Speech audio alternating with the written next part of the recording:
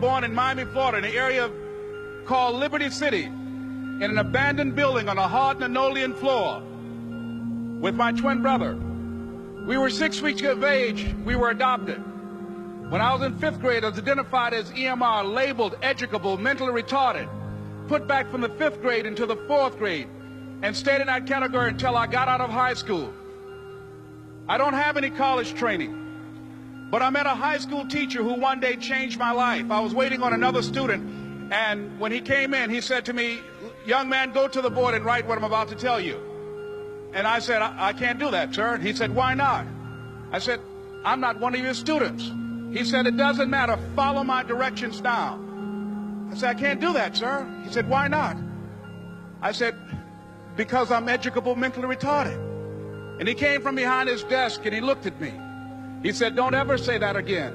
Someone's opinion of you does not have to become your reality." I'm saying this is the time more than ever that you want to begin to inoculate yourself with positive words, coming to conventions, showing up on meetings, being on the calls, to make yourself unstoppable, to get out of your mind the polluting negative thoughts that's causing most people to go through life being stuck because they're volunteer victims. Somebody said that many people die at age 25 and don't get buried until they're 65 because they got so much garbage in their minds. You are here because you've got a clear vision of what you want and where you're going. Give yourselves a round of applause.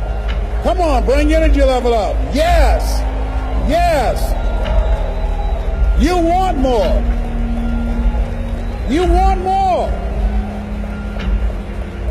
You're different. You're different than everybody else. Don't worry if they don't get it. Don't try and convince people to do this business. A person convinced against their will is of the same opinion still. You are not like everybody else. You can walk outside and find pigeons, but if you're looking for eagles, it's going to take you a minute. You are different. It's lonely at the top. How many of you know it's lonely at the top? Raise your hands. It's lonely at the top, but you eat better. That's what I'm talking about. You're different. One great entrepreneur said, "I choose not to be a common man. It's my right to be uncommon if I can. I seek opportunity, not security. I do not wish to be a kept citizen, humbled and dulled by having the state look after me. I want to take the calculated risk, to dream and to build, to fail and to succeed. I refuse to live from hand to mouth. I prefer the challenges of life to the guaranteed existence, the thrill of fulfillment to the still calm of utopia. I will never cower before any master, nor bend to any threat. It's my heritage to stand erect, proud and unafraid, to face the world boldly and say, 'This I have done.'" You showed up because you're building a business that you can stand and say, "I did this. I did this. This is my dream." I don't care how good you are. I don't care how talented you are. I don't care how much you work on yourself. There are some times when things aren't going to go right. They just are not going to go right. There are times when anything that can happen will happen. Murphy's Law will be knocking at your door. Why? I don't know why. That's called life. And you have to deal with it. Sometimes your life will be in a slump, just like sports. Some of the best shooters can't hit baskets different times in games. They get in a slump. Do they sit on the sideline and say, "I just didn't hit a basket today"? No, they continue to execute. I suggest to you that if you are facing a challenge, don't stop. Stay busy. Work your plan. Continue to do those things that you know that work for you after you have evaluated yourself in the situation. Continue to move. Stay busy, stay busy, stay busy. I was working on a job, and I came home one day. I was married at the time, and I told my former wife, I said, "That guy Bert I work for is stupid." She said, "If he's so stupid, why does he sign you a paycheck?" Now you see why I divorced her, right? I couldn't stand her. That night, I could not sleep well. Here was a guy that was controlling my life. I was going through all kinds of changes because this man controlled my paycheck. And it was Carlyle who said, "Truth crushed to earth shall rise again. Winston Churchill said, "The truth is incontrovertible. Malice may attack it, ignorance may deride it, but at the end there it is." And we know scripture that says, "Ye shall know the truth, and the truth shall set you free."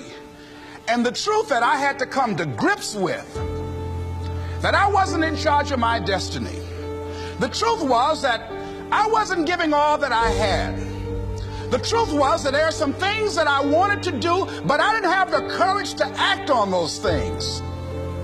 And the truth was that Bert Childs was a blessing to me. He made life so miserable for me, I had to start looking at my life differently. I started going to work earlier. I started being the last one to leave there. I started working harder than anybody else. The other guys could not. "Why would you work so hard, Les?" I said, "I'm not working for them. I have been cheating, Bert," I thought. "I've been cheating myself and my family." Wherever you are, whatever you're doing, do it with everything that you have. Develop the habit of giving more than what you're paid for. Develop the habit of setting standards that others will be measured by. Someone said, "Do not go where the path may lead, but go where there's no path and leave a trail." Overcoming the negative conversation, that inner dialogue that's going on all the time, even when you don't want it to be there. You can't stop yourself right now from thinking. You can't do it. It's going on. And so learning how to empower yourself, part of doing that is standing up to yourself. You've got to stand up inside yourself sometimes and say, "Shut up!" You've got to do this. I was going to give a presentation, and this voice inside of me saying, "You can't do this. You don't have everything it takes." I said, "Shut up! I am behind on my bills and you're telling me what I can't do. I have got to do it." You'll get scared sometimes. Your mind will go blank on you. Some people you will allow to unnerve you. You wonder, what's wrong with me? I'm not crazy. That's why you've got to learn to make a conscious, deliberate, determined effort to stand up inside yourself. Working on yourself, watching that inner dialogue, it will determine the quality of your life. You've got to be willing to go against the tide. You've got to be willing to harness your will and say, "In spite of this, I'm in control here. I'm not going to let this get me down. I'm not going to let this destroy me. I'm coming back, and I'll be stronger and better because of it." You have got to make a declaration that this is what you stand for. You're standing up for your dreams. You're standing up for peace of mind. You're standing up for health. You want it, and you're going to go all out to have it. It's not going to be easy. When you want to change, it's not easy. If it were in fact easy, everybody would do it. But if you're serious, you'll go all out. No one could have convinced me by holding on, by continuing to push forward, by continuing to run toward my dream, that one day I would have my own talk show. It's a long shot, ladies and gentlemen, from Liberty City, an abandoned building on a floor, never knowing my mother or father. It's a long shot. Being here with you today in this dome in Atlanta, it's a long shot. No college training, labeled educable, mentally retarded, but I kept running toward my dream.